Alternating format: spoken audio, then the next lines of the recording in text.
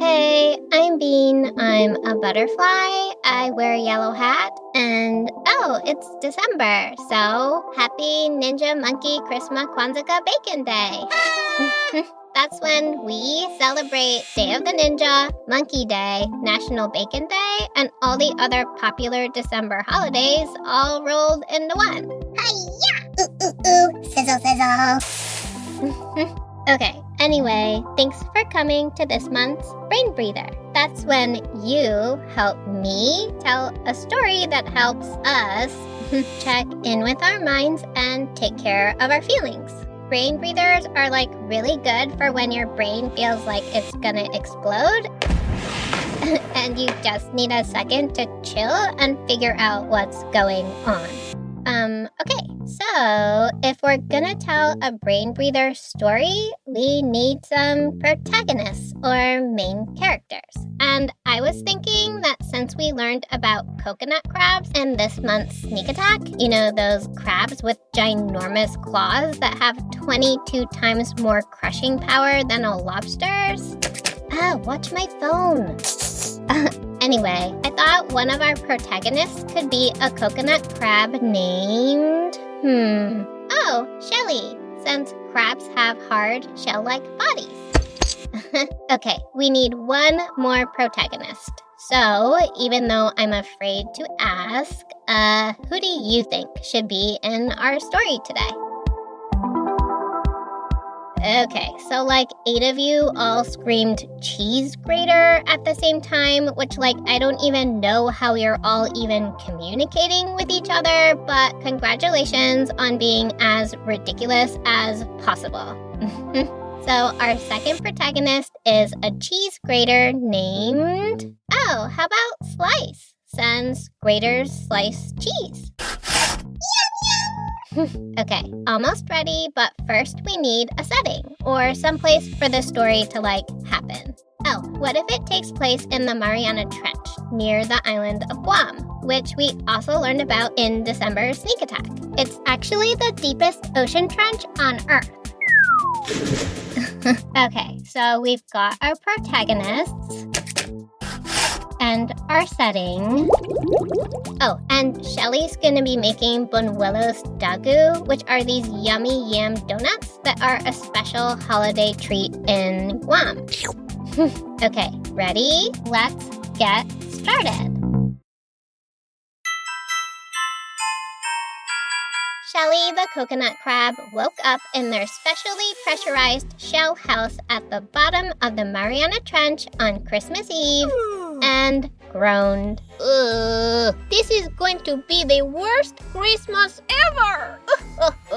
They patted their pet seahorse, Clarence. We can't go to the neighborhood barbecue like every other year because Auntie Clarissa wants us to come to her shell for a change. It's not fair. They snapped their ginormous claws. She only ever makes spaghetti with tuna and pineapples. Clarence swam in a circle and whinnied a suggestion.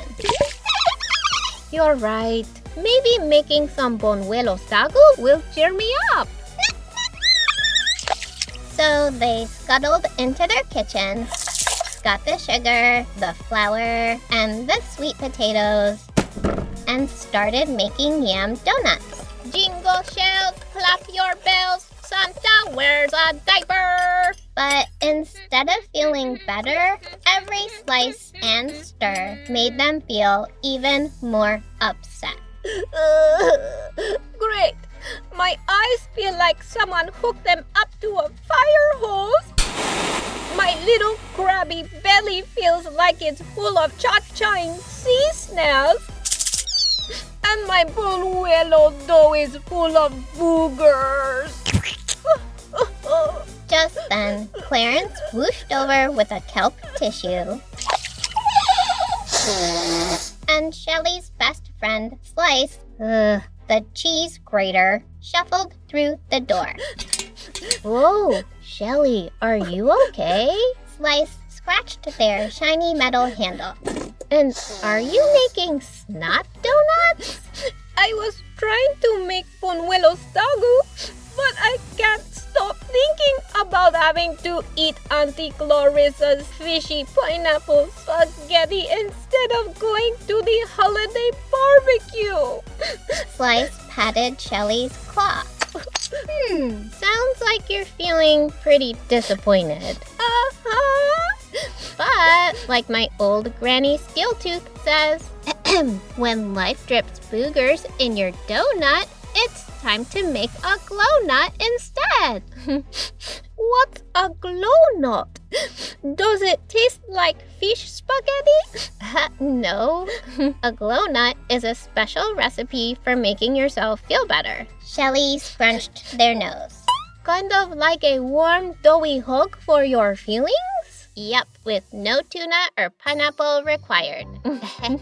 Right on cue, Clarence whooshed over with a pencil and notepad in his little horsey mouth.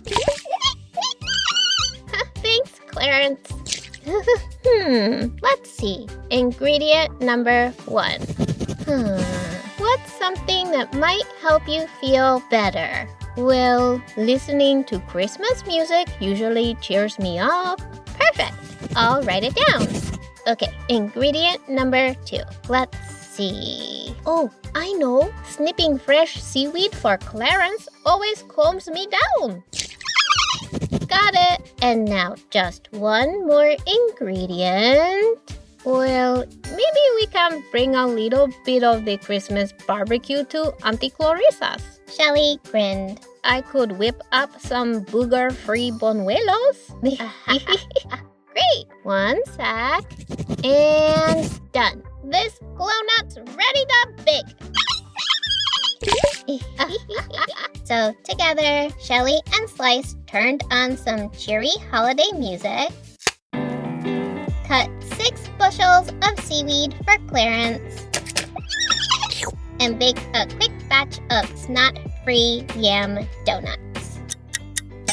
And when Shelly's heart was feeling warm, glowy, and a whole lot less disappointed, the 2 friends clipped on Clarence's leash and sang Jingle Shells all the way to Auntie Clarissa. Jingle shells, clap your bells, Santa wears a diaper. Rudolph likes to ride a bike and dance with hairy spiders. The end. Well, that was fun. Thanks, Shelly and Slice. And thank you for helping me with our last Brain Breather story of Season 4. Yay us! And if you're ever feeling disappointed, hopefully making your very own glownut recipe will help you feel better too. Okay, grown-ups, if you and your kids had fun making glownut coping recipes with us today, please send this brain breather to someone else who might enjoy listening. Simply open this episode in Apple Podcasts or Spotify, tap on the 3 dots to the right of the title, and select Share. That's it. Oh, and don't forget to make a donation on ko-fi.com/storypillar and finish your holiday shopping at storypillarstore.threadless.com. Meg threw the link in the episode notes, along with links to some great resources for helping kids cope with disappointment and a really cool Copecake activity that's really similar to our glownut recipe. Oh, and even though we're starting our winter break next week, we'll have Story Sip bonus episodes during January, February, and March, and we'll be back for Season 5 of Story Pillar on Monday, April 6th, 2026. Okay, that's it for this week's Brain Breather. See you after our winter break. Oh, and happy Ninja Monkey Christmas Kwanzaa Bacon Day. Hiya, or whatever.